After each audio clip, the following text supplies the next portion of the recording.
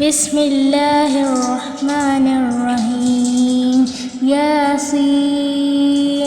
والقرآن الحكيم إنك لمن المرسلين على صراط مستقيم تنزيل العزيز الرحيم لتنذر قوما ما أنذر آباؤهم فهم غافلون لقد حق القول على أكثرهم فهم لا يؤمنون إن جعلنا في أعناقهم أغلالا فهي إلى أذقانهم فهم مقمحون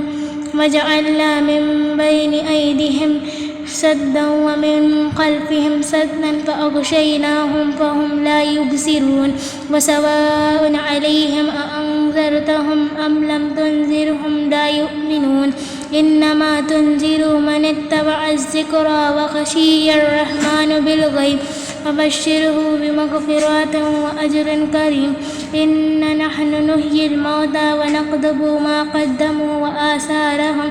وكل شيء أحصيناه في إمام مبين.